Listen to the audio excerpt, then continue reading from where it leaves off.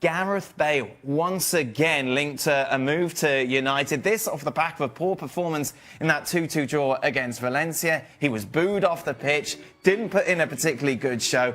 See, the Real Madrid fans need to get a hold of themselves here. Because, you know, he's had this before. They clearly know the fella is a good player.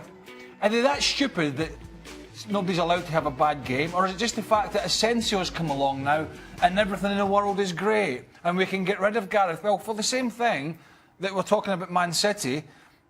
Zidane knows down the line with La Liga and the Champions League and how strong they are that he's going to need Bale at some point. So I don't buy this at all. So here's the thing. If you've got Real Madrid, you know, the Real Madrid coaches and the players know how good he is. The fans and the environment. It's a situation where you're just like, but why bother? You know, you've got them saying every day, Isco should play, Asensio should play. Why don't you come to England as like a returning hero, if you like? Asensio's doing great at the moment. He's potentially got a fantastic future. But over the season, a fit Gareth Bale is probably going to give you as much, if not more, going forward than those younger players, particularly Asensio over his... But you've got Isco as well in the mix. Like, he always seems to be up against it, Bale, because of the fact he's not Spanish. You know, it seems to play a big part. They were talking yesterday, well, he hasn't learned the language. He hasn't tried to adapt here. And who's the one thing that's never been quoted and said he's unhappy? Gareth Bale. Look, everybody else is saying that. I'm just saying, if it was you... If I'm Gareth Bale, and I'm sitting in that Real Madrid dressing room, and kind of seeing how things have developed. Never mind the reaction of the crowd. I'm 28 years old. I still think I've got another couple of years. I'm sure that's what Zidane is saying there. You also witnessed this same Real Madrid crowd over the last 12 months whistle Karim Benzema, whistle Cristiano Ronaldo.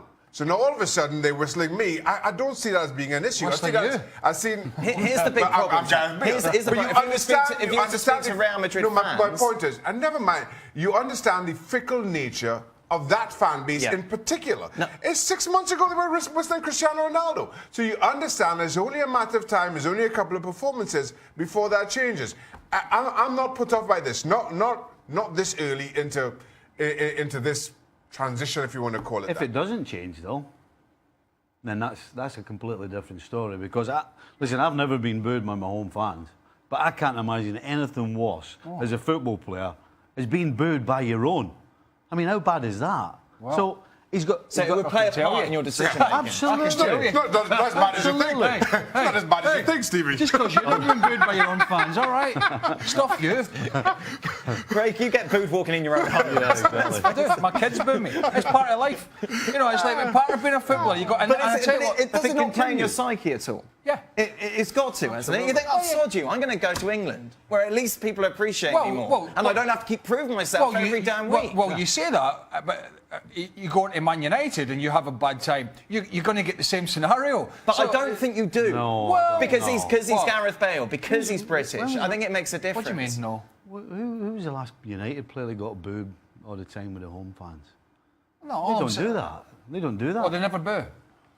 Man United fans never boo their own player. No, never. They're just perfect. Liverpool fans never boo their own players. Not constantly. He's not getting booed constantly. We're to the point of this is nonsense. It makes you move. He had a bad game. He got booed. He had an injury-ravaged season last year. Yeah, here's the problem. They won the Champions League without him. Yes. This is the thing. You've not only got Asensio, you've got Isco fighting for his position, and he's under pressure. And I'm just saying, just from a player's point of view, is there not just part of you that just thinks, you know what? I'm going to go. I'm living in Madrid.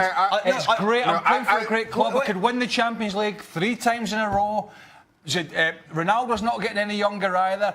The youngsters in Asensio and other players will be up and down because that's what youngsters do. I need to get myself fit if I'm Gareth Bale, and I need to get my head down and fight for my place. I would not be looking to go back to the Premier League and Man United or anybody else if I was him. No. At this point, absolutely not. Too soon, in my opinion. He's won 3 Champions League. It'll go back as a... Do you want him out? Sorry? Do you want him out? I don't want him out, but I understand why, if I was in his position, I'd just say, you know what, I'm going to leave. If this sustained over the next 5 or 6 months, yes. Maybe come January, you start thinking that way. But at this point, no.